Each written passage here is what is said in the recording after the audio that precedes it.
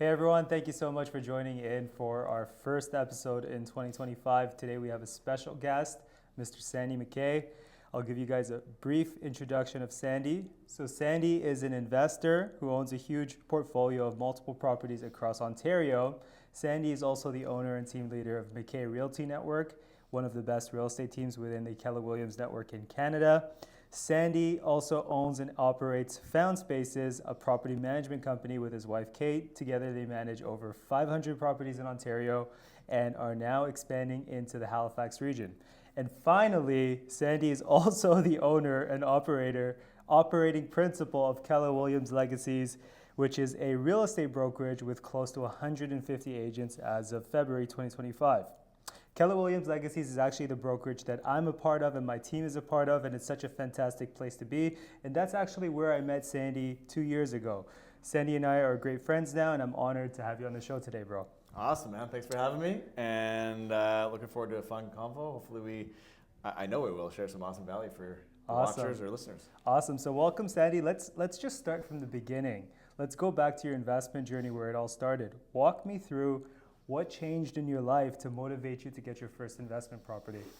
My investment journey really started, and this is like, if someone were to ask me, how would you invest your first chunk of dollars? I would always say invest in yourself, because that is where I didn't even invest any money into this, but I first read the book Rich Dad, Poor Dad, which changed my total mentality in life, certainly in business. And it really, actually the biggest shift in that was it kind of gave me the aha to go, oh, that's why I didn't love school or didn't love all these formal things in life, because it wasn't resonating with me. I never really saw the purpose in learning how to understand calculus and all these things. I was like, why am I was relatively good if I wanted to be in school, but I'm like, I don't see the purpose of this. Like I don't resonate with being like yourself, a lawyer, or things like those. So I never saw the purpose. And then I read that book. I said, oh, now I get why I can do more entrepreneurial things, and I kind of gave me the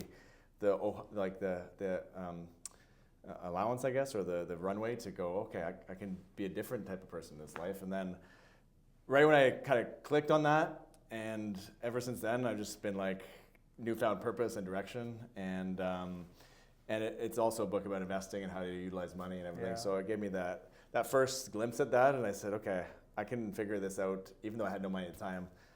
I can figure this out, and I'm gonna go try out some of these real estate things. And then, funnily enough, the next that same week at least, there was they come to town sometimes. They do these courses and they do these free events or whatever. Yeah. So we went to a free Rich Dad Poor Dad event. They sold us on a $100 weekend thing.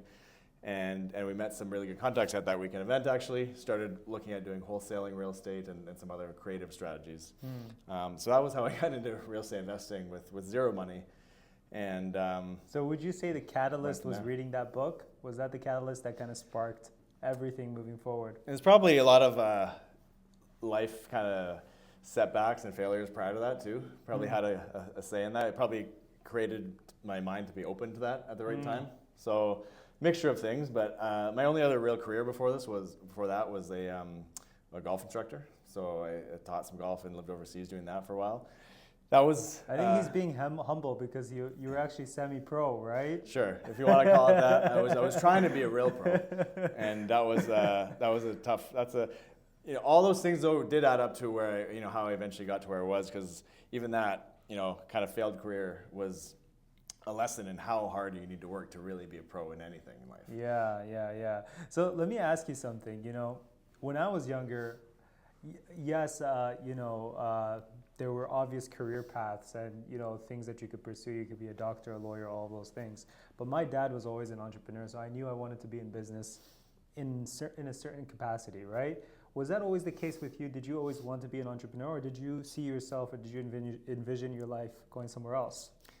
I would say no.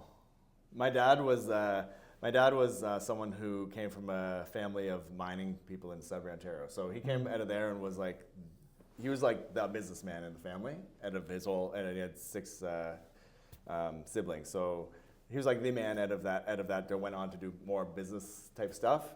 But he would always tell me, because he was very successful in business, but not his own business. Actually, not until later in life, at least, not his own business. So he went through many decades of high up VP type roles, CEO of some companies, and he would always tell me to look for ways to start my own thing, because he would always say, look, I've done well, but I've always thought, I would love to start my own thing, but it's a lot harder later in life when you have kids and all these other things that are counting on you to show up and really, really need that income, right? That steady income. It's easier to go 12 months without an income when you don't have kids. Yeah, right? no kids, maybe living at home even, those sort of things.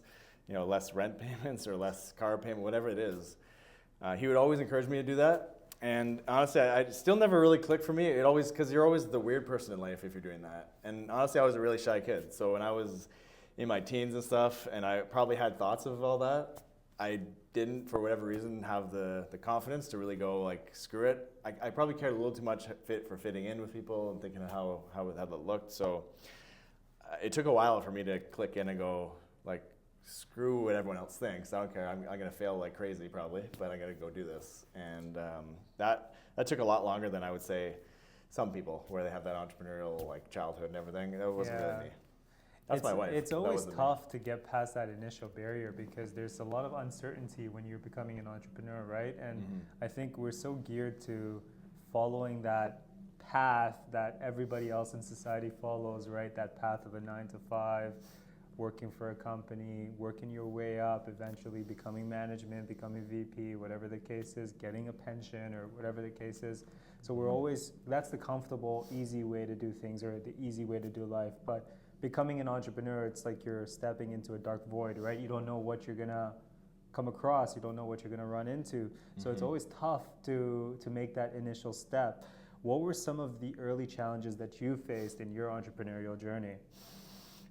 Yeah, lots of early challenges, because I started out, and for most people, truthfully, the better, smarter path is to go into a bit more of that normal work life for a while and build a side hustle type of model, and then that's probably the more wise thing. It depends on where you're coming from and what your upbringing was and everything. But for me, I kind of just like literally read that book, and I was like, screw it. Like I'm just changing everything I wanted to do prior, and I'm just going down this very uncertain path. But that I was living at home at the time, so I had advantage of not having high rental or mortgage costs.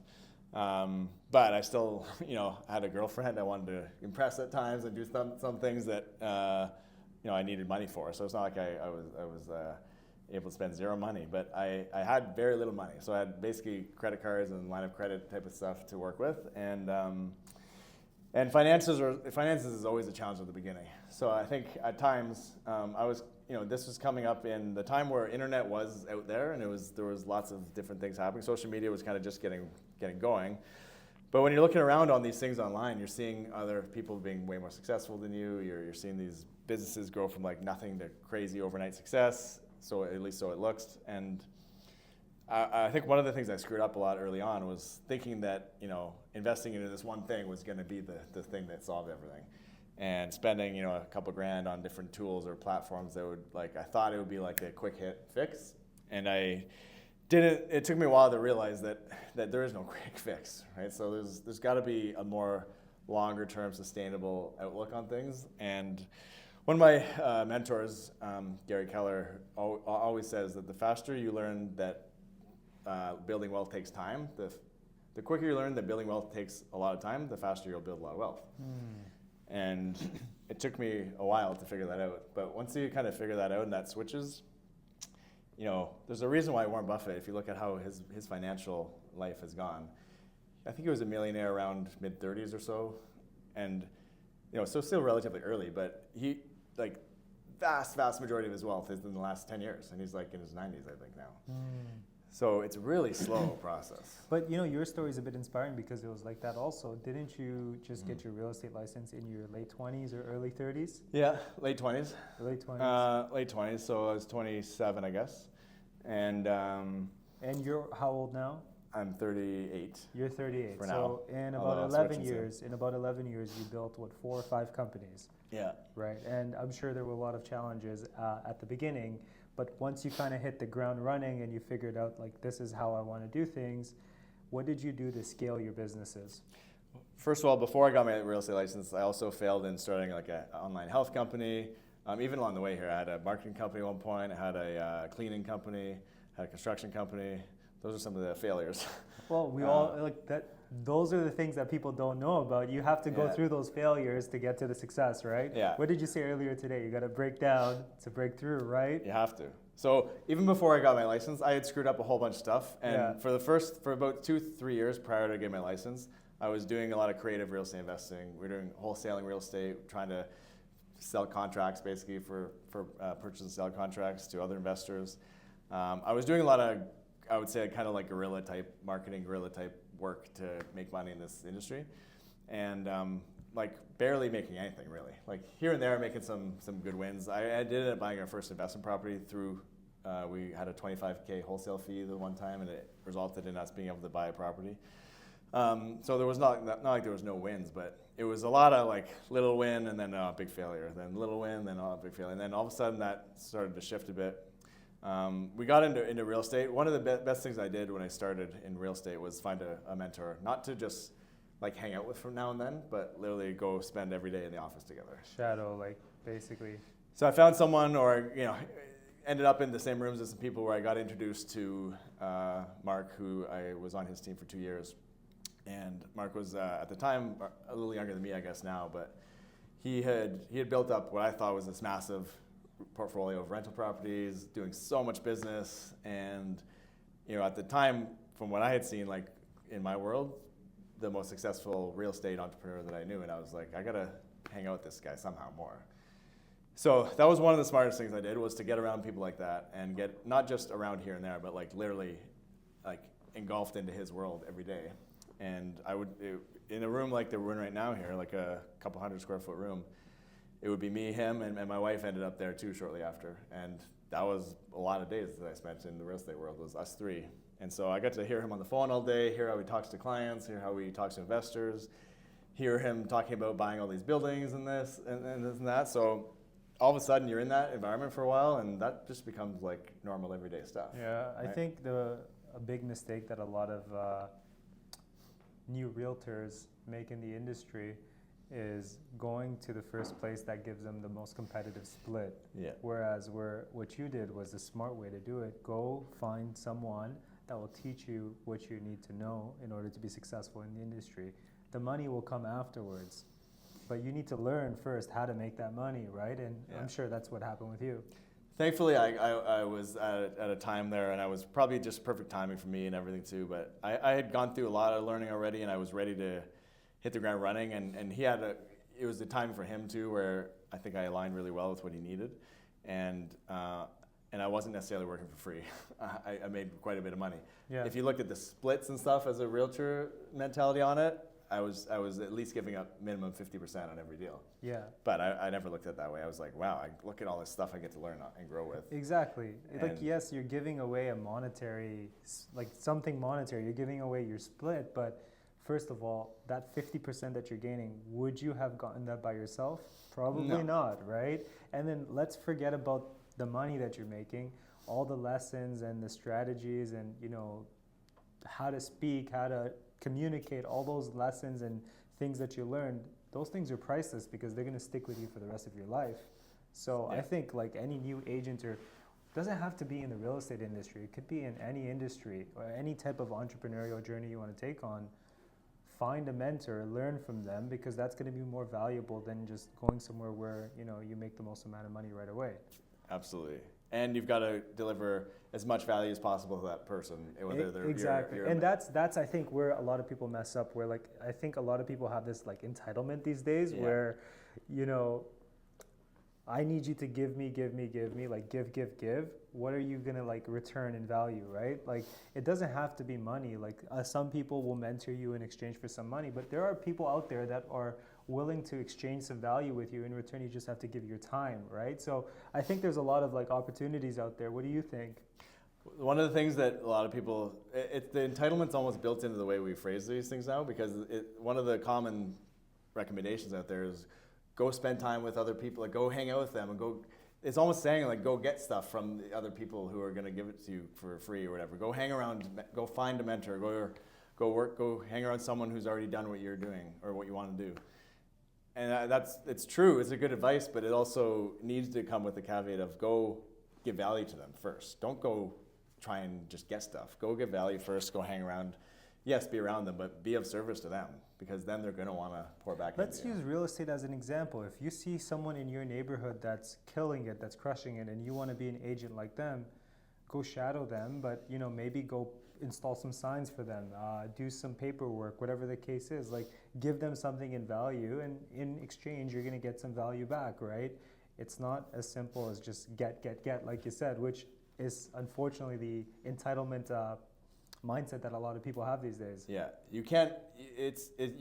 People can't help but help you in that case. It's one of the other books that I read, which is a classic, but early on was How to Win Friends and Influence People. Yeah. And that's one of the chapters in there is a lot about reciprocity, and it's just it's almost a science. Like, you can't help but help someone who is giving you value. So you always have to come with that mindset, and regardless of what business or industry you're in. And honestly, a lot of those foundational things are what helped. You asked how do we scale these companies. It's all rooted in that, because you could find any hack, any trick, any other tool that's out there that's going to like help you get there faster, help you scale faster. There's lots of little tools like that. But if you don't have the foundation, the foundational mentality and kind of way to like value people and value all these things, if you don't have that, it's going to be very tough, because you're going to maybe make some money, but it can be taken away from you so fast. And there's so many people that make a bunch of money and then give it away because they don't have that ability to maybe build the team around them or build the people that make sustainable growth happen. Yeah. And ultimately, you need people. And so you got to know how to value people and how to add value to people. See, that's a really good point you bring up. You need to make sure your foundation is secure before you build the rest of the house, right? So that leads me into another question that I was going to ask you. You've now built multiple companies, and a lot of them are fairly successful, fairly large. But how do you stop yourself from growing too quickly? When do you know it's the right time to grow, and when do you know it's the right time to just take a step back and keep things as is, or fix those internal things before you expand externally? I wish I learned that before expanding too quickly a few times and feeling the pain of it. It's kind of the blessing and a curse, right, of someone who's got a big vision, is you want to also see it to fruition fast. Yeah. And sitting around and waiting years for it to happen is a bit of a challenge. I've learned that I need a lot of different thinkers around me at times in that. So I need people that can be a little more pessimistic at times, because I'm a delusional optimist in most cases. Which is like I said, kind of a blessing and a curse. And so I've learned that having people, have my own self and others in our team, if we're working together in a team, that clarity on what everyone's doing is super important, because when you have everyone's really super crystal clear on where the vision is, where we're headed, like 5 years out kind of thing, or 10 years out, but also really clear on like what the weekly expectations are and what we're doing this week. I've dropped the ball a lot on making sure that everyone's like really crystal clear, like not sort of clear or like have an idea, but like down to what's the metric that we need to accomplish this week in each individual role, and have everyone else know of what those are. Because I've tried to go really fast and quick, and like, I think someone's doing something, but I'm not sure because I don't check in on it every week. And I think this person's doing, because we had one conversation and I just thought that they would just run with it. And I haven't really inspected enough regularly as we grew. And what happens if you don't do that enough, you don't inspect enough, you don't have everyone on the same page, is ultimately people start rowing in this direction and then that direction. And then before you know it, like you get so far off course because there's multiple people going opposite ways. And it's like the bubble's going to burst in that case. And I've had that happen a few different times where we just got really far away, and sometimes the markets helped us hide those things. Like I've worked in some markets that were really strong, and like thinking back on some of them, there were some things we did so stupidly that we were just like throwing away money almost, because it was really easy to get the money coming in, and we just like throw it away just with inefficiencies and people not knowing what they're, not having clarity on what they're doing. So the answer is just having clarity on where the entire organization is. If you know where everybody is, and if everybody's crystal clear on what the vision is and where you currently stand, then you're going to know whether it's the right time to expand, to stay put, or maybe even get smaller in size. and have everyone understand what that looks like on a weekly basis. Weekly basis, Yeah, okay. I think a lot of, there's got to be check-in. It's not that, you miss a week here or there, it's not the end of the world, but you have to have consistent check-in with everyone, and sometimes, multiple layers of that management as you grow. But you cannot grow super fast and expect everything to just go smooth. There's always going to be chaos. Of course. But, sometimes those are the lessons you need to learn in order to fix those problems and prevent them from turning even into bigger problems in the future, right? Yeah. But that brings me into another question that I want to ask you, because now you're effectively running multiple companies at the same time. What are some of the best practices or skills that you can have to basically make that a successful venture where you can efficiently run multiple companies? Time management the entire prioritization becomes like just, I would say, like, the importance of that just compounds as you have multiple businesses and multiple people to talk with all the time. I think how you start to leverage your time becomes massively important, and even from the start. But as you get even bigger, everything compounds, right? So when you have something, early on, and if it's just you and yourself, and you kind of, miss a meeting or whatever, not the end of the world. When you miss a meeting and you have 20 people waiting for you to lead the meeting, I haven't really done that lately, but if you do that, all those 20 people are taking the energy drop or whatever, the negative impact of that, right? So everything's compounded, everything's exponentially important, and because of that, you need to really look at yourself and really make sure that your energy is on a day-to-day up to where it needs to be. Yeah. Because that becomes exponentially important. Just everything compounds in an awesome way if you find a way to enjoy it and do it the way that you want it to be. A lot of things work top down, right? If the leader of the company is, has negative energy, that's going to pass along to the employees, right? And vice versa is true. Yeah, you're screwed if you're doing that. Yeah. So you got to look at, I know, you do a lot of the same practices I do, but like, getting in the gym or some sort of health practice, eating healthy. I say this all the time, but I think we spend a lot of time investing into our business, but it's equally as important to invest time into your personal life. Yeah. And that doesn't have to be exercise. It could be hobbies or whatever the case is, but if you don't take out time from your day to spend on yourself, that's going to show in your business. 100%. And often your family, if you have a family or spouse, that's another key one that a lot of entrepreneurs, seem to misstep on. The other thing I want to ask you is, when you're managing multiple companies or even a single company with a lot of employees, right? Like, for example, the brokerage that you run, there's going to be over 130 employees. How do you manage that successfully? What are some of the key skills or traits that you need to have to make sure that goes well? I heard someone tell me a bunch of years back that the key things, there's only 3 things that are the most important things that a CEO needs to do in running any company. And that's to cast the vision, which in my experience, I have never casted it enough.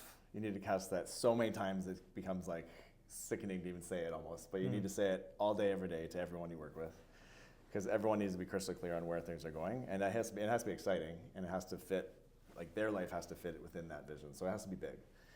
So casting that vision and getting clear on what that is and being really excited about it yourself so that you can tell it with enthusiasm, providing clarity, so we talked about that, but you can't lead 150 people yourself, so there has to be some middle management in there. So 5 to 10 max people that you are really crystal clear on what their expectations are of their roles, and then likewise they pass that kind of down the chain.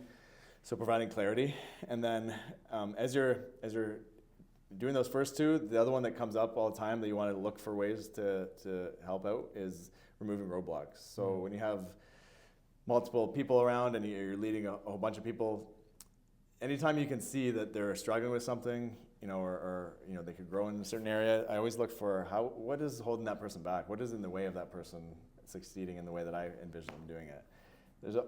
Anytime you can remove roadblocks from people, they're gonna feel like you're looking out for them, and they're gonna feel valued because now you're intentionally going and making it easier for them, and so that gets a lot of buy-in from people. I think one of the things that you do really well is you know where your limits are, and you stop there and you hire the person that's gonna basically be a better suited to play that role, right? I think that's something that you do really well, and I think that's why you've been very successful. To end off the show, I like to ask everybody this question. You know, as a successful entrepreneur, what do you think the number one skill an aspiring entrepreneur should have? Number one, we've got to pick one. Obviously, lots of skills that entrepreneurs do have, and there's a wide variation of what entrepreneurs have that is their kind of superpower. And it is really helpful to know your weaknesses too, so you can leverage those, like you said. I think though, I would have answered this question so many different ways over the years, because every time I've kind of gone through different seasons of life, I've thought differently on this. I think the biggest things for me are there's things that are on the opposite ends of scale that seem totally different and unique, but they're important to have both. So I kind of give you two things. Sure. And I think you could look at there's a lot of things that I would relate to this, but being super confident, like ridiculously, absurdly confident, and at the same time the opposite, extremely humble. Having kind of polarizing things like that, and because you need massive self-belief in yourself. Yes. If you don't have a ridiculous, compared to the average person, if you don't have ridiculous self-belief in yourself, you're going to go through these hard times and be like, blame yourself, think you suck, all these things, and you're going to have a hard time waking up the next day to keep things going. I think there's a huge distinction between massive self-confidence and arrogance. For sure. Right? For sure. That's why you got to have the humble side with it, right? And there's a lot of confident people that are not humble at all. And there's a lot of humble people that are like, come on, you got so much in you. Get some confidence, get it out. Yeah. I was more that person growing up, for sure. And I had to learn to build the more self-belief. You almost and kind of need to, as an entrepreneur, believe that anything is possible as long as you put your mind to it. I feel like if you don't have that type of mindset, then you won't be a successful entrepreneur. But at the same time, you have to be humble, like you said. If you're not humble, you won't be able to recruit the people to come with you and stay on the journey. That's retention is not going to be there. Confidence with ego, people go for a short time and they leave. Confidence with humble servant mindset, you keep people, you keep great people, and now you get to have the big party together at the end of the road. Absolutely. That's a new one. I hadn't heard this before. Most people just give like time management or the basic skills that you expect to hear, but that's a new one. So thank you for that. Before we cap off the end of the show, where can people find you? You can find me any social media outlets at It's Sandy Mackay, basically the same on all of them. That's probably the best way.